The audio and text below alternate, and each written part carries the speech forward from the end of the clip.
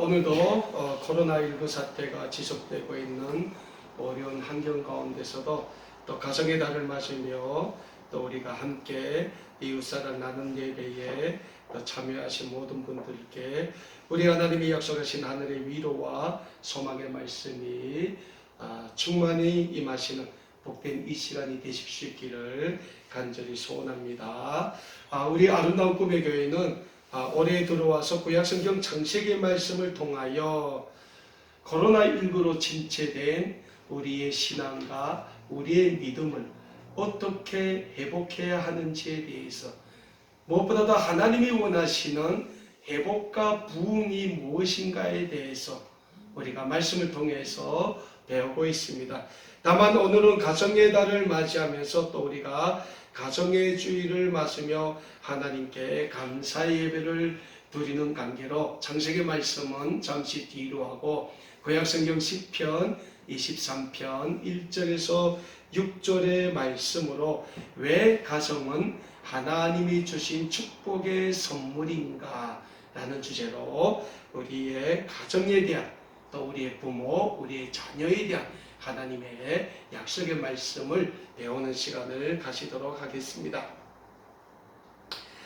우리 인간은 이 세상을 살아가면서 가정이라는 공동체를 이루고 이 세상을 살아가고 있습니다. 그런데 우리의 가정이 하나님의 축복의 선물이 된다는 사실을 우리는 늘 잊고 어찌 보면 이 세상을 살아가는 것 같습니다. 우리는 늘 이 세상을 살면서 가정의 공동체로서 가정의 구성원으로서 아버지는 아버지로 어머니는 어머니로 자녀는 자녀로서의 늘 자기의 역할을 자기 자리에서 묵묵히 하면서 살아가요. 그게 가정 공동체거든요. 근데 분명한 사실은 그러한 가정 공동체를 세워주신 하나님의 목적이 있다는 거예요. 목적. 그 목적이 뭐겠습니까? 그 목적을 우리가 오늘 말씀을 통해서 한번 배워보기를 원합니다. 자, 우리가 구약성경 창세기에서 배웠어요. 창세기 2장에 보면 하나님께서 하나님의 형상대로 누굴 만드십니까? 우리 인간을 만드세요. 그래서 하나님이 맨 처음 인간의 첫 조상으로 누구 만드십니까? 아담을 만드세요.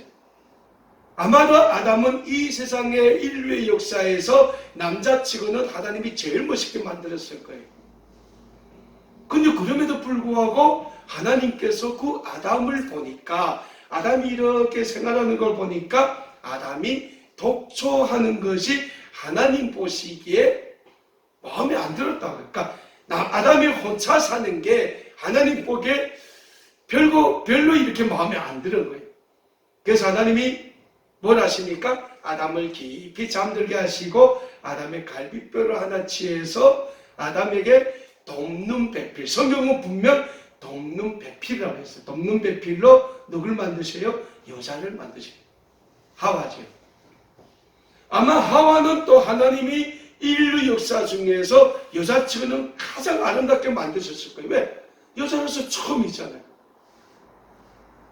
자, 그리고 그 여자를 아담에게 데리고 옵니다. 그 여자를 보고 아담이 이런 고백을 해요. 구약성경 창세기 2장 23절에서 24절에서 아담은 이런 고백을 합니다. 아담이 이르되 이는 내 뼈 중에 뼈요. 하나님이 아담의 갈비뼈를 취해서 여자를 만드셨지 않습니까? 살 중에 살이라. 이것을 남자에게서 취하였은즉 여자라 부르리라 하니라. 이러므로 그 다음 말씀이 굉장히 중요합니다. 남자가 부모를 떠나 그의 아내와 합하여 둘이 한 몸을 이룰지로다. 아담과 하와의 이 사건이 하나님이 우리 인류에게 최초로 세워주신 무슨 사건입니까? 가정이 됐다는 거예요. 가정. 그리고 그 이후 우리 인류 역사는 가정과 함께 이루어지는 가정의 역사로 이어지게 된다는 거죠. 오늘까지. 자, 구약성경 창세기의 말씀을 보면 남자는 나이가 되면 여자를 아내로 맞이하여 가정을 이루어야 합니다. 이게 하나님이 남자에게 주신 하나의 임무예요. 남자는 나이가 들면 여자를 맞이해라. 그리고 또 뭡니까? 여자도 마찬가지라는 거예요. 여자도 나이가 되면 남자와 한 몸을 이루어 가정을 이루게 된다는 거예요. 그렇게 세워주신 우리의 각 가정을 향하신 하나님의 분명한 뜻이 있다는 사실을 우리는 가정의 주의를 맞으며 오늘 본문 말씀인 시편 23편의 말씀을 통하여 다시 한번 배우게 됩니다. 여러분, 성경에 보면 정말 주옥 같은 말씀이 많아요. 근데 그 주옥 같은 말씀 중에 우리가 오늘 받은 본문 말씀이 시편 23편 1절에서 6절의 말씀은 정말 주옥 같은 말씀입니다. 자, 그러면 시편 23편 말씀을 누가 기록했죠? 모르죠. 다윗이라는 사람이 있어요. 다윗. 이스라엘 역사에서 성군으로 추앙받는 다윗. 다윗이라는 사람이 자기 인생의 그 모든 가정을 해고하면서 오늘 23편의 말씀을 썼다는 거죠. 자, 근데 오늘 가정의 주일이지 않습니까? 그럼 가정의 의미로 보면 우리 남녀의 윤리적으로 보면 이 다윗이라는 사람이 그렇게 윤리적인 사람이 못 돼요. 왜 못 됩니까? 다윗은 이스라엘의 왕이 되자 자기 부하였던 우리아라는 장군의 아내 바세바라는 여자가 있어요.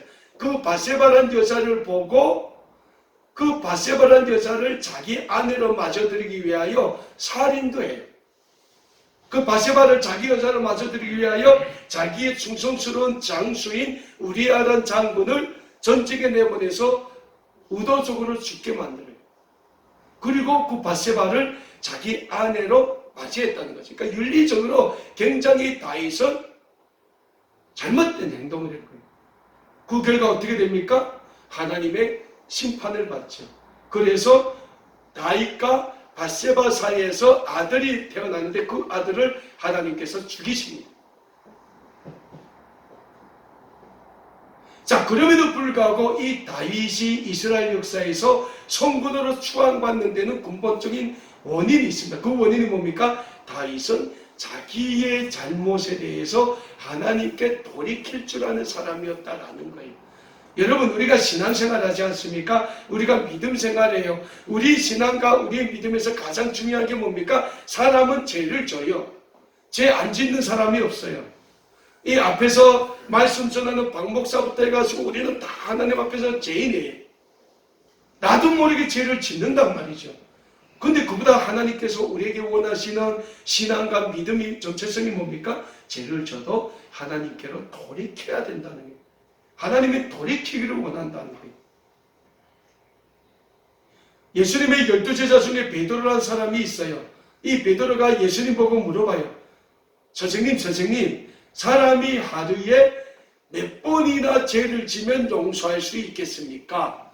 그리고 베드로가 뭐라고 합니까? 8번씩이라도 죄를 지면 선생님께서 용서하겠습니까? 근데 예수님 뭐라고 하죠? 7번이죠. 근데 예수님 뭐라고 합니까? 7번씩 70번이라도 내가 용서를 하겠다. 뭡니까? 예수님은 우리가 돌이키기를 원한다. 우리의 가정도 마찬가지입니다. 우리의 가정의 구성원들인 부모님들도 마찬가지고 자녀들도 마찬가지랍니다. 우리 부모들이 자녀들을 교육합니다. 왜? 좋은 사람 되라고. 근데 정말 성경의 말씀대로 우리의 자녀를 교육하는 부모가 몇 명 될까요? 저도 가만 보면 그냥 부모로서 잘이라고만 하지 성경의 말씀대로 교육을 안 한다는 거예요. 목사인 나도 그렇다는 거예요. 근데 성경은 뭐라고 합니까? 자녀를 주의 말씀으로 양육하라고 하지 않습니까? 자, 이 다윗이라는 사람이 인생이 정말 파란만장한 사람이에요. 정말 죽음의 고비를 수없이 겪었고 하나님 앞에 정말 인간으로서 가장 짓지 말아야 될 윤리적인 죄도 짓는다. 근데 그 다윗이 자기의 한생을 돌아보면서 오늘 하나님께 뭐라고 고백합니까? 오늘 보면 1절에서 다윗이 우리에게 이런 고백을 하고 있어요. 여호와는 나의 목자시니 그 다음 뭐라고 합니까? 내게 부족함이 없다 라고 고백하고 있어요. 사랑하는 여러분, 다윗은 지금 여호와 하나님이 우리의 목자가 되어야 한다고 고백을 하고 있어요. 그런데 왜 다윗이 하나님은 우리의 목자가 되어야 한다고 고백을 하고 있습니까? 다윗은 하나님이 우리의 목자가 되면 우리의 삶에는 부족함이 없을 정도로 하나님이 은혜를 주시기 때문에 하나님은 우리의 목자가 되어야 한다고 고백을 한다는 거예요. 마찬가지라고 생각합니다. 오늘 하나님은 우리 모든 가정의 목자가 되어야 돼요. 하나님은 우리 모든 믿는 가정, 축복의 가정의 주인이 되어야 된다는 거예요. 그래서 우리의 가정이 이 어려운 이 세대를 살아가는 데 있어서 하나님이 우리 가정의 목자가 되고 주인이 되면 부족함이 없다는 거예요. 부족함이 없다는 거예요. 그래서 하나님이 우리 가정의 주인이 되어야 한다는 거예요. 하나님이 우리 가정의 주인이 되고 우리가 하나님을 우리 가정의 중심에 모시고 사는가라는 영적인 문제는 오늘 우리의 가정이 이 세상에서 살아가는 동안 우리의 삶이 하나님의 축복의 통로로 쓰임받는가, 쓰임받지 못하는가와 직접적으로 연관되어 있기 때문에 이 문제는 우리의 가정에 있어서 매우 중요한 문제로 연결된다는 거예요. 그리고 그러한 중요한 문제에 대해서 다윗이 오늘 본문 말씀 시편 23편 2절과 3절에서 또 이런 고백으로 답변을 해요. 자, 오늘 본문 말씀 2절의 말씀입니다. 그가 나를 푸른 풀밭에 누이시며 실만한 물가로 인도하시도다. 2절에서 다윗이 뭐라고 합니까? 하나님이 다윗을 푸른 풀밭에 누이시며 실만한 물가로 인도하시도다. 여러분, 이스라엘의 역사를 보면 이스라엘의 기본 그 생계수단이 뭡니까? 방목이잖아요. 양을 치고 소를 먹이고. 그러니까 이 이스라엘 사람들에게는 그 양과 소를 먹일 그 푸른 풀밭이 굉장히 중요한 거예요. 근데 다윗이 뭐라고 할까? 하나님이 늘 나를 푸른 풀밭 실만한 물가로 인도하신다고 고백하는 거예요. 하나님이 우리 믿음의 가정, 축복의 가정의 주인이 되고 우리 가정의 중심이 되면 하나님이 우리 믿음의 가정을 이렇게 축복의 통로로 인도하신다는 쓰임받기. 왜? 하나님은 우리 믿음의 가정을 통해서 하나님의 거룩한 구원의 사역을 이어나가셔야 되기 때문에. 그래서 중심이 뭡니까? 우리의 가정의 중심에 하나님이 있는가 없는가가 굉장히 중요하다는 거예요. 하나님이 우리 가정의 주인이 되시고 목자가 되신다면 하나님은 우리의 가정에 부족함이 없는 은혜와 축복을 날마다 시간마다 허락해 주신다는 영적인 진리를 가정의 주인을 맞으며 우리는 잊지 말아야 합니다. 사랑하는 여러분, 요즘 우리가 살고 있는 이 현대사회가 얼마나 빡빡합니까? 자유를 찾아, 신앙을 찾아, 생명의 권리를 찾아 우리는 우리의 고향 부모 형제 자매를 떠나 이 자유의 땅 신앙의 땅으로 왔습니다. 그러나 우리가 유토피아처럼 꿈꾸고 찾아왔던 이 자유의 땅 신앙의 땅에서 아무리 행복해지려고 발버둥 쳐도 행복해지기가 정말 힘든 세상이 오늘 우리가 살고 있는 현대사회라는 거예요. 요즘 사회적인 이슈 중에 가장 핫 이슈가 뭡니까? 결혼을 안 한다는 거잖아요. 네? 황금 이혼이 늘어난다는 거잖아요. 네? 그만큼 우리가 살고 있는 이 세상이 빡빡하다는 거예요. 근데 왜 그렇게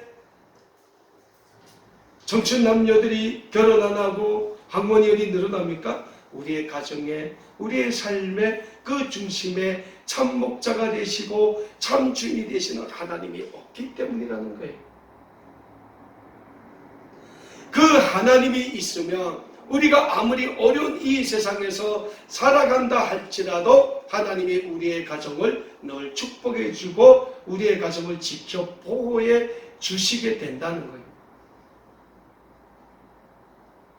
그래서 다윗이 오늘 본문 말씀인 시편 23편 3절과 4절에서 또 이런 고백을 하지 않습니까?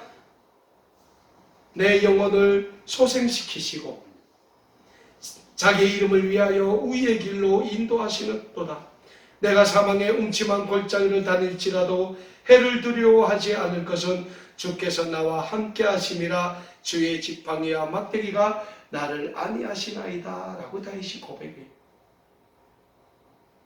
사랑하는 여러분, 다윗이 오늘 본문 말씀에서 고백하고 있는 것처럼 우리 가정의 중심에 하나님을 모시고 사는 것이 얼마나 중요합니까? 다윗은 고백합니다. 하나님이 다윗 자신의 삶의 주인이 되고 목자가 되니까 다윗 자신이 사망의 음침한 골짜기를 다닐지라도 자신은 두려워하지 않는다고 고백을 하고 있어요. 실제로 다윗은 사울왕이 자기를 죽이려고 수많은 군대를 이끌고 쫓아올 때 사울왕의 그 죽음의 위협을 피해서 적국인 블레셋으로 피난가서 미친 사람처럼 행동했을 정도로 고난에 빠져 있었을 때도 있었습니다. 그럼에도 불구하고 그러한 어려움 가운데서도 다윗이 오직 하나님만을 자신의 삶의 주인으로 목자로 여기고 모든 어려움을 하나님께 맡겼기 때문에 그 어려운 고난 가운데서도 승리할 수 있었다라는 사실을 우리는 다윗의 삶을 통해서 잘 알 수 있을 것입니다. 그리고 하나님은 다윗과 같은 하나님 중심의 신행 일체의 삶을 우리가 우리의 가정생활에서 지켜나가시기를 간절히 원하고 계신다는 사실을 우리는 또한 잊지 말고자 합니다. 우리는 누구나 우리 가정이 행복하길 원합니다.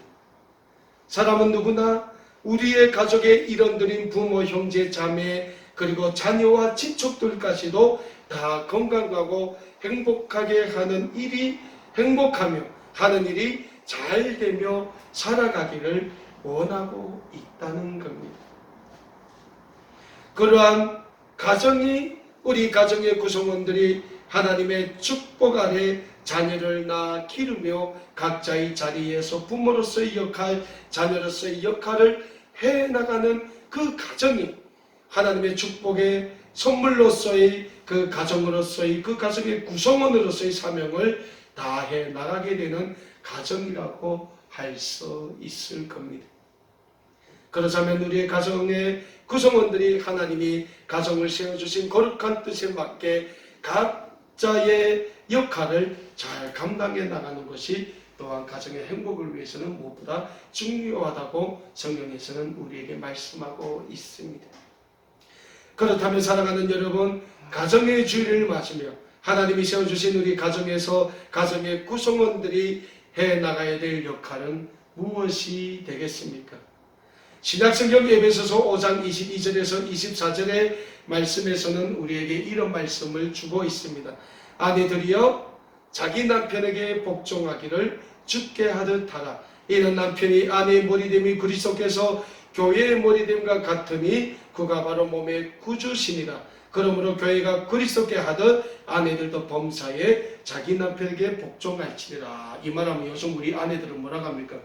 그러면 남편은 뭐하냐고, 왜 우리만 복종해야 되냐고 억울하다는 거예요. 근데 성경 보면 남편의 역할도 있어요. 아내도 너무 억울할 필요는 없다는 거죠. 에베소서 5장 25절에서 28절의 말씀에서는 가정에서 남편의 역할이 또한 강조되고 있습니다. 그게 뭡니까? 25절에서 28절 말씀인데요. 제가 읽어드립니다. 남편들아 아내 사랑하기를 그리스도께서 교회를 사랑하시고 그 교회를 위하여 자신을 주신 같이 하라. 아내 사랑하기를 그리스도께서 예수님이 교회를 사랑하듯 하라는 거예요. 교회를 위해서 예수님이 십자가에 피 흘려 죽으시기까지 교회를 사랑하신 것 같이 남편들이 아내를 사랑하래. 그럼 또 남편들이 뭐라 그랬어요? 내가 뭐 피 흘리기까지 하겠냐고. 근데 성경은 분명히 말씀을 한다는 거예요. 그 다음 뭐라고 말씀합니까? 이는 곧 물로 씻어 말씀으로 깨끗하게 하사 거룩하게 하시고 자기 앞에 영광스러운 교회로 세우사 티나 주름 잡힌 것이나 이런 것들이 없이 거룩하고 흠이 없게 하려 하심이라. 자, 그리고 아내와 남편의 역할을 종합적으로 정리합니다. 뭐라고 말씀하고 있습니까? 이와 같이 남편들도 자기 아내 사랑하기를 자기 자신과 같이 할지니 자기 아내를 사랑하는 자는 자기를 사랑하는 것이라. 그리고 에베소서 5장 33절에서 이렇게 말씀하죠. 그러나 너희도 각각 자기 아내 사랑하기를 자신같이 하고 아내도 자기 남편을 존경하라 라고 말씀을 하고 있습니다. 그리고 에베소서 6장 1절에서 4절의 말씀에서는 또 부모와 자녀와의 관계, 자녀와 부모와의 관계에 대해서 또 우리에게 이런 말씀을 하고 있습니다. 자녀들아 주 안에서 너희 부모에게 순종하라. 이것이 옳으니라. 내 아버지와 어머니를 공경하라. 이것은 약속 있는 첫 계명이니 이로써 내가 잘되고 땅에서 장수하리라. 또 아비들아 너희 자녀를 노엽게 하지 말고 오직 주의 교훈과 훈계로 양육하라 라고 말씀을 하고 있습니다. 자녀들에게 뭐라고 말씀하십니까? 내 부모를 공경하라. 이거 하나님이 우리에게 주신 십계명에서 나와 있어요. 그래서 뭐라고 말씀하십니까? 이게 크고 첫째 되는 계명이라고 말씀하세요. 이로써 너희가 땅에서 장수한다. 장수가 건강의 장수도 있고 삶의 장수도 있겠지만은 이로써 자녀들의 삶이 형탄해진다는 거예요. 그리고 우리 부모들에게 뭐라고 말씀하십니까? 자녀를 주의 교훈으로 양육하라. 말씀으로 양육하라. 말씀으로. 공부 못한다고 때리지 말고 말 안 된다고 뭐 개새끼 새새끼 하지 말고 주의 말씀으로 성경의 말씀으로 양육을 하라는 거예요.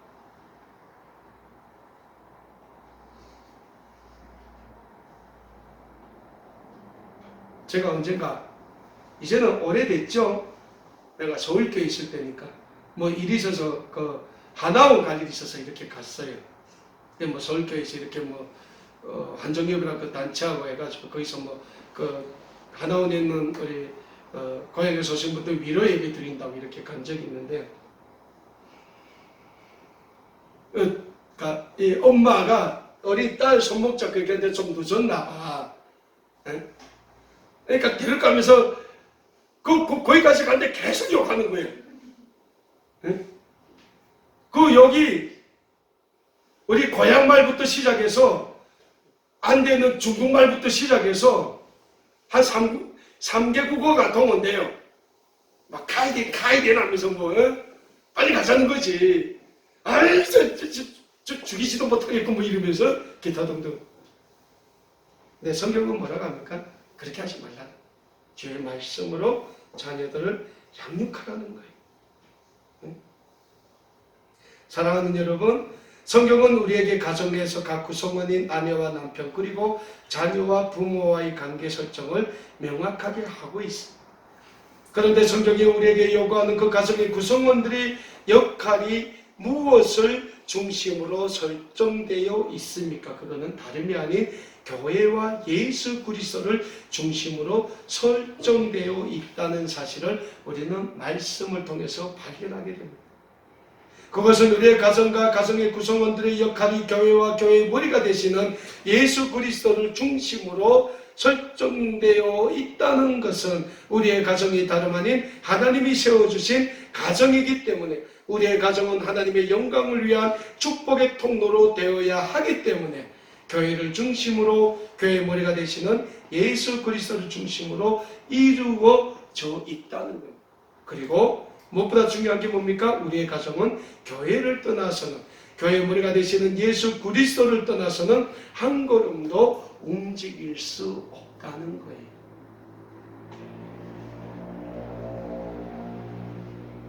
그래서 저는 정말 교회 다니기를 원해요. 어느 교회든 여러분들이 정말 딱 보고 저 교회는 내가 다닐만 하다면 다니는 게 우리 가정의 축복을 위해서, 행복을 위해서 가장 중요하다. 내가 늘 이런 말 합니다.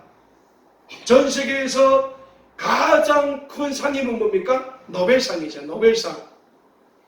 근데 그 많은 노벨상 수상자 중에서 무려 200명 이상의 노벨상을 배출한 민족이 있어요.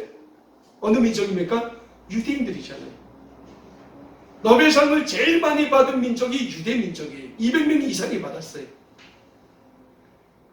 근데 왜 유대인들이 노벨상을 200명 이상 받았나 연구를 해봤더니 그런 연구 결과가 나왔대요. 유대인들은 5살이 되면 모세 오경을 암송시킨다는 거예요. 자녀들한테. 네? 창세기, 출애굽기, 레위기, 민수기, 신명기 가지고 모세 오경을 5살 때부터 암송을 시킨다는 거예요. 5살부터 그 모세 오경을 암송을 하니까 그 자녀들은 평생 죽을 때까지 매일 그 삶 속에서 모세 오경의 말씀이 떠나 안 간다는 거예요.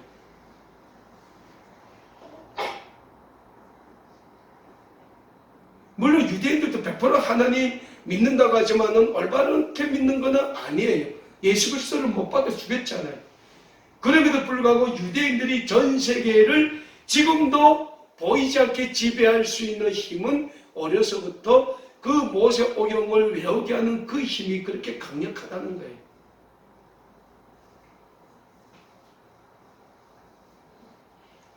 근데 우리는 우리 자녀들에게 성경을 얼마나 읽힙니까? 아니 우리가 먼저 안 읽잖아요. 자녀들은 뭐 성경을 읽겠습니까? 근데 성경은 우리에게 뭐라고 말씀하십니까? 자녀들을 주의 교훈으로 양육하라. 주의 말씀으로 자녀들을 교육하라고 분명히 말씀하고 있다. 무엇보다 우리 가정의 각 구성원들의 역할이 교회와 교회의 머리가 되시는 예수 그리스도를 중심으로 이루어져 있다는 것은 우리의 가정의 신앙과 믿음으로 하나가 되는 그런 영적인 네트워크에 묶여서 있어야 한다는 것을 말씀하고 있다는 겁니다. 사랑하는 여러분, 오늘 우리 가정의 각 구성원들인 부모와 자녀와 부모가 예수 그리스도를 믿는 믿음과 신앙으로 하나가 될 때 우리의 가정은 이 세상이 주는 그 어떤 고난과 어려움도 다 이겨내고 하나님의 축복의 통로로 수임받을 수 있게 된다는 사실을 우리는 잊지 말아야 합니다. 그래서 우리의 가정들은 예수 그리스도를 믿는 믿음 안에 있어야 하는 것입니다. 제가 이건 자랑은 아닌데 우리 김성호 목사님이 계시지 않습니까? 우리 김성호 목사님하고 사모님네 한국에 와서 이렇게 처음 같은 교회 다니면서 이렇게 지금까지 보아오지만은 우리 김성호 목사님이나 사모님이나 삶에 어려움이 많아요. 하나님이 늘 어려움을 주시는 것 같아요. 그럼에도 불구하고 하나님의 축복이 뭔지 압니까? 아들들이 있는데 아들들은 진짜 기똥차게 잘 키웠어요. 그 아들은 고대 졸업하고 로스쿨 다니고 지금 변호사 부부가 다 변호사지요. 그만하면 되지. 둘째 아들은 서울대학 음대를 장학금으로 들어가가지고 서울대 음대를 장학금으로 다니고 지금 독일 또 유학 가 있고. 그것도 애인 있는데 애인 아버지는 대한민국에서 유일하게 오르겐을 만들 수 있는 사람이에요. 오르겐 알죠? 오르겐 벽에 이렇게 뭐 파이프가 있고 큰 교회감이 있잖아요. 그걸 대한민국에서 유일하게 그 오르겐을 설계하고 제작할 수 있는 사람이 한 명밖에 없어요. 옛날 우리 서울교회 다니던 분들은 알지만 서울교회 그 예배당에도 얼마나 큰 게 있어요. 그거 이번에 뭐 서울교회 오모 장로님이라는 분이 뭐 찾아와서 그거 좀 점검해도 그게 독일 거거든요. 그 독일에서 코로나 때문에 사람 기술자가 모으니까 어떻게 해서 소문해가지고 그분 찾아가지고 와서 좀 점검을 해달라고 그래서 가서 점검을 해주고 왔다는 얘기를 들었는데, 그래서 저는 우리가 정말 우리의 가정이 하나님의 축복의 가정이 된다는 것은 우리도 잘해야 되지만 우리의 자녀들을 우리가 얼마나 하나님 말씀 안에서 잘 키워야 되냐. 어려서부터 하나님의 말씀 안에서 신앙 안에서 믿음에서 자란 자녀들은 정말 잘 됩니다. 나는 김성호 목사님 보면서 내가 그 느끼거든. 그래서 나도 마음의 소원이 있죠. 우리 아들도 저렇게 돼야 되면. 그게 부모의 바람이라는 거죠.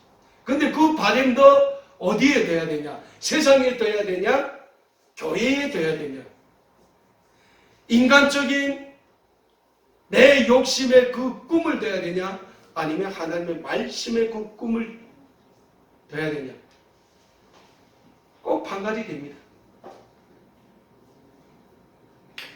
다윗이 오늘 본문 말씀이 시편 23편 6절에서 재정적으로 자기 한 생을 돌아보면서 이런 고백으로 결론을 해요. 거기 뭡니까? 내 평생의 인자하심과 선하심과 인자하심이 반드시 나를 따르리니 그 다음이 중요한 거예요. 내가 여호와의 집에 영원히 살리로다. 내가 여호와의 집에 영원히 살리로다. 다윗이 자신의 인생을 돌아보면서 그 어려운 고난과 또 축복과 그 가정을 보니까 그 모든 것에 누가 있었냐? 하나님이 있었다. 자기가 정말 그 살왕을 죽일 수도 있었음에도 불구하고 하나님이 기름 부어 세우신 왕이기 때문에 나에게는 그 살왕을 죽일 의무가 없다고 안 죽이잖아. 그 살왕은 자기를 죽이겠다고 해가지고 그 살왕의 그 죽음을 피해서 족국인 아수르까지 가서 징계를 굴리며 미친 사람 흉내냈던 다윗이었지만은 그 모든 고난 가운데서도 하나님만을 믿고 하나님께 소망을 뒀더니 하나님이 다윗의 삶을 축복해 주셨다는 그 축복의 가정을 보니까 다윗이 뭐라고 고백합니까? 내 평생에 여호와의 선하심과 인자하심이 나를 따르리니. 그 다윗의 삶의 고백이에요. 그 다음 고백이 더 중요하다는 거예요. 내가 영원히 여호와의 집에 살리로다. 여호와의 집에 살리로다. 우리의 가정이 그런 가정이 돼. 우리 가정이 하나님 안에 있는 가정이 돼. 하나님의 축복 안에 있는 가정이 되어야 된다는 거예요. 사람이 살다 보면 어려움이 있어요. 성경에 있잖아요. 어려움 준다고 하나님이 고난을 준다고. 근데 고난 뒤에 있는 하나님의 더 큰 축복을 바라보라고 하는 거예요. 근데 우리는 그걸 못 바라보는 거예요. 잠시 잠깐 고난이 오면 그냥 그 고난에서 어떻게나 벗어나려고 우리는 발버둥을 칠 줄 알았지. 그 고난 가운데 그 고난 뒤에는 하나님이 왜 고난 주십니까? 더 하나님을 믿고 의지하라고 주는 거예요. 사랑하는 여러분, 오늘 가정의 달 가정의 주일을 맞으며 우리의 가정을 다시 한번 우리는 돌아봐야 합니다. 과연 우리의 가정은 지금 어디에 있는지 우리는 오늘 본문 말씀 속에서 우리의 가정의 현 주소를 다시 한번 돌아보아야 합니다. 그리고 우리는 우리의 가정을 믿음의 가정으로 신앙의 가정으로 세워가야 합니다. 의무가 있는 거예요. 그럴 때 우리의 가정은 하나님의 축복의 가정으로 마음껏 쓰임받을 수 있게 되는 거예요.